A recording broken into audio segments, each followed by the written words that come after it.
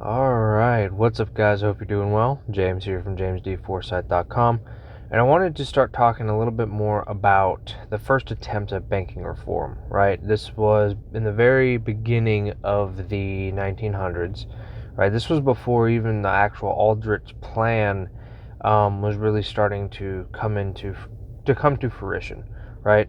And so we're going to start with a letter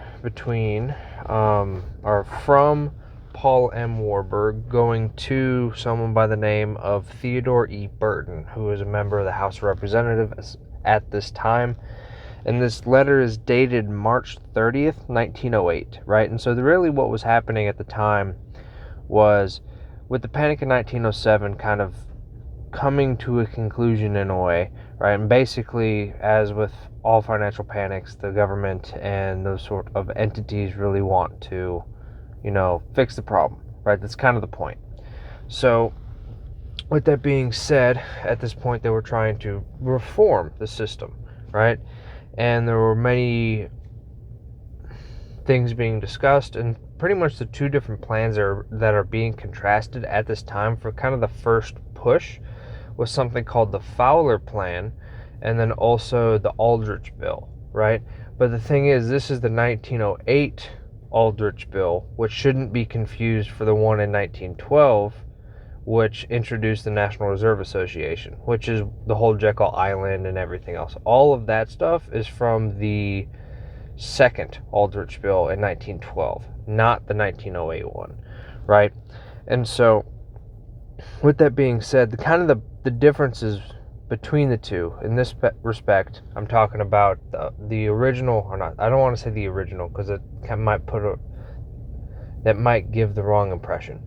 But the 1908 version of the Aldrich Bill, right, was for basically a bond-backed currency, which we talked a little bit about this in the previous video, talking about a little bit about Senator Aldrich, and then also comparing like the American banking system and monetary system versus the European one at this time, things like that, kind of contrasting them a bit and looking at defects. But with this respect, for the reform, and pretty much the very first attempts in the 1900s for such reform, was the Aldrich Bill was a bond-backed currency, and the Fowler Plan was asset-backed, basically using like commercial assets in a way, right? Much like we've been talking about with starting the kind of developing a commercial bill market and kind of backing things with commercial paper, right? That sort of thing. Okay, so kind of just to read almost straight from the letter, this is basically Warburg. Essentially what happened was Warburg was talking to this Burton guy in the House of Representatives, and basically contrasting the two plans and trying to formulate something. And Warburg kind of gives his own proposal with his own things in there, and pretty much all this discussion is basically what turned into the Aldrich Freeland Act, right, which was before the actual Aldrich Plan and all of that stuff from Jekyll Island. So basically what the Aldrich Freeland Act did was permitted the issuing of emergency currency against the deposits of government and certain corporate obligations and of commercial paper under the authority of law. And apparently Warburg talks a little bit about basically Aldrich was still able to slip in some pork for his stuff. Basically, it seems like some of the commercial banks and other things, I think specifically national banks, that in order for them to start backing things with commercial paper, there had to already be a certain degree of backing from government bonds as well. So the government bonds came first in terms of what he slipped in there. But regardless, going more on the contrasting between the Aldrich Bill and the Fowler Plan itself. So one cannot imagine two bills more opposed to each other than the Aldrich and the Fowler bills, and still, by wielding both together with comparatively few changes, we get a bill which takes away the radical features of them both and contains enough of both measures so as to make them appear as a compromise for both contending parties, right? So what I think, I being Paul Warburg, again, reading from the letter.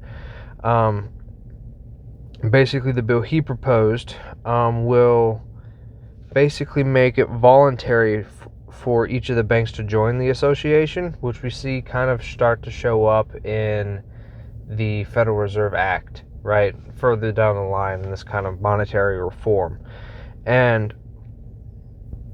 basically that each guarantee would be given full examination, and that the guarantees would be defined and limited instead of a wholesale guarantee for uncontrolled business. So basically they'd be very selective in what types of commercial paper would be allowed, or maybe specific ones, things like that, right? And so, again, to quote Warburg, it is to his mind not the ideal bill, as it maintains the principle that commercial banks are at the same time note issuing banks, and as it increases the note issuing power, which once established will be more difficult to take away. So one of the major concepts you see kind of Warburg tout throughout his writings, I've noticed, is really that the note issuance should be centralized. It's kind of along the same lines as the reserves, and it's kind of the same lines of reasoning. Is basically you'd want note issuance to be centralized as well, to basically just have one entity. You don't have to worry about all the different ones. Not enough there won't be competition for note issuance, things like that. So basically you wouldn't have like the more speculative banks basically being able to compete, or outcompete I should say, more conservative banks for deposits and loans and things like that. And so you'd have, by having one entity, you should, according to him, have a higher probability of a more stable system, because you would have that less competition in terms of speculation, and banks would be more incentivized to be conservative, according to this line of argument, right? Whether that's true or not is a separate argument, a separate story, but according to this argument. So basically his proposal is to create a bank in Washington, the stock of which at the beginning would be entirely owned by the government, and let this bank, which can be governed partly by political officers and partly by businessmen, issue the notes against the certificates of guarantee, instead of allowing the national banks to issue the circulation. The difference for the time being is a very small one, but as a stepping stone for the future, the importance is immense. It would establish a right principle, and besides, such a scheme could embrace not only national banks but state banks, possibly also trust companies, which would become members of the district associations, while both the Aldrich and Fowler bills no matter how amended, can only deal with national banks, right? And so you kind of see this distinguishment between national and state banks, and then also trust companies, right? And this is one thing you see in the differences between the Aldrich Plan, the 1912 one, the one that was kind of crafted on Jekyll Island, that whole idea, where basically membership in the association was obligatory, right? Whereas in the Federal Reserve Act, it is not mandated, it's voluntary for state banks. I believe off the top of my head, national banks, it was still mandatory, but state banks and trust companies, it was optional, right? And you had to basically opt in for the opportunity to be a part of that system and have all the perks and that kind of thing. And with that being said, if a state bank wanted to be a part of the Federal Reserve System, in the beginning at least, they had to fulfill all of the requirements that a national bank would as well, right? So just additional requirements, but getting a little bit off topic, right? And so basically, even in 1908, Warburg was really touting kind of a central banking entity, right? And we'll get into later, as we come across it, more specific cases in which he was like, hey, we can't call it a central bank because of American sentiment, which we've talked about two videos ago, I believe. Things like that, right? Basically, the American sentiment towards banking was very decentralized. Like they did not want centralization at all, for obvious reasons, right? So they had already had two major central bank failures within the kind of same general, I'd say probably about a lifetime. So like maybe like the very, very old people, depending on how long they were there and when they were born, were probably able to see both central banks at that point. But I don't remember off the top of my head specific dates. But anyways, getting off topic. So to continue, it will be noted that the bill contained the express provisions that balances of member banks with the central bank of issue should be counted as reserves of member banks, and that the notes of central institutions of these central institutions should be counted as reserve money in the hands of the member banks. To the best of my knowledge, these two suggestions were novel at the time, right? And so that's one thing you notice too, is with reserves, one of the things that's argued rather frequently throughout the comparisons of the different bills is whether or not deposits at the central bank should be considered reserves, or the note issues from that central bank should be considered reserves by its member banks, right? So kind of how exactly are you defining what a bank reserve is, right? And this is talking in terms of the very beginning of the Federal Reserve Act and that system, right? Because there have been amendments and things have changed. And so you have to kind of almost think of the very beginning of the system as a separate one from the current one, because there's a lot of kind of nuances of when things changed and things like that you have to kind of go into it on a case-by-case basis. But anyways, kind of to go and finish up on the kind of the bill that Warburg himself proposed, right? So basically he gave kind of three main points for this proposal. The first being that the United States must fully develop some kind of central bank system, giving the country an elastic currency, payable in gold and based on modern commercial bills, and basically almost exactly like the European central banks at the time, right? Which is why we kind of talked about the defects in the monetary system and comparing it to the European version last video. And then secondly, basically for the final aim, their political, legal, and economic conditions are basically, they should come before the possibility of creating an institution with powers and efficiency equal to those of the European government banks.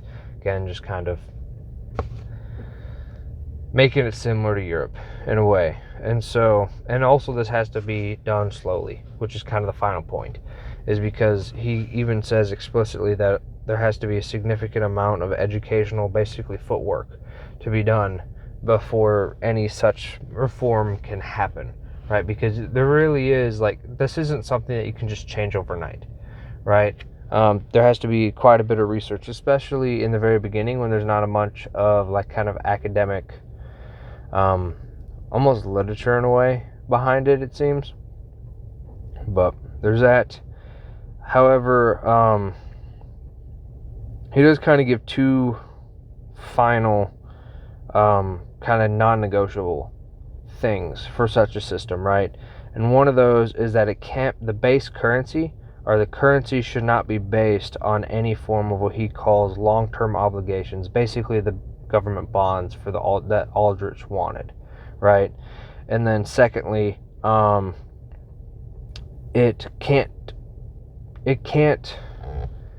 tend towards decentralization, right? Again, everything has to be centralized according to Warburg.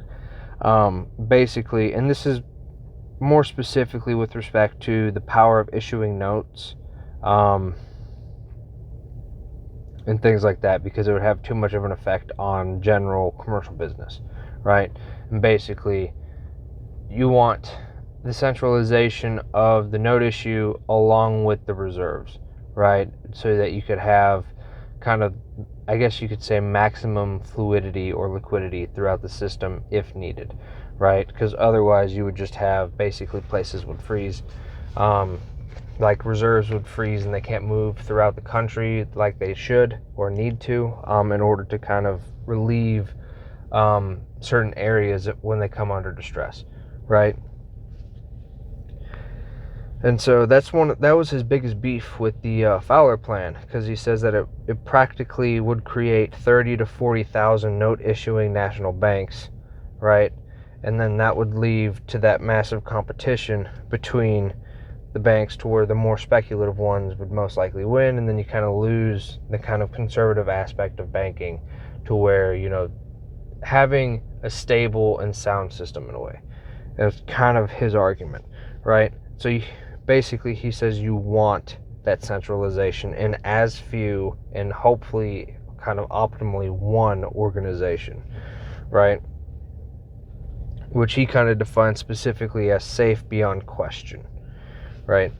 And so he also says, in his main argument for not allowing the national banks to have the note issues specifically, is that a note issuing bank in a country should be exclusively a bank of banks, kind of like the clearinghouse in a way of the entire system, right? And that's kind of his final punchline for his argument, right? Is really, if you're going to have a bank and not the government be the issuer of the currency, then they have to be the sole issuer and the bank of all of the banks in the system, in the entire country itself.